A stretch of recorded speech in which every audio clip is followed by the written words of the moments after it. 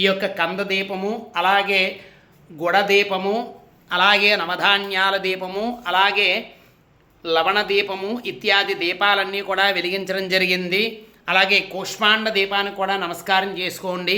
ఈ యొక్క సమస్తమైనటువంటి వారాహీదేవి యొక్క నవరాత్రులను కూడా సంపూర్ణంగా సమాప్తమయ్యాయి.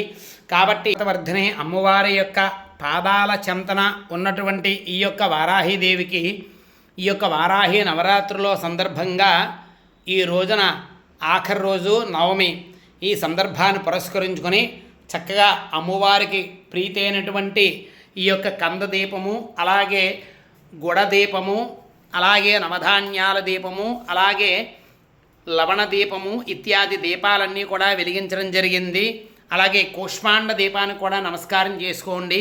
ఈ యొక్క సమస్తమైనటువంటి వారాహీదేవి యొక్క నవరాత్రులను కూడా సంపూర్ణంగా సమాప్తమయ్యాయి.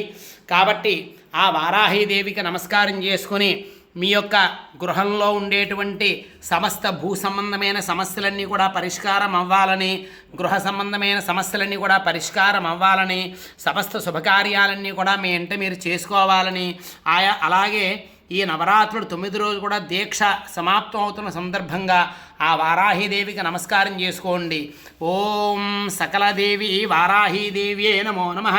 కిరాత వారాహీదేవ్యే నమో నమః. శుభం భూయాత్.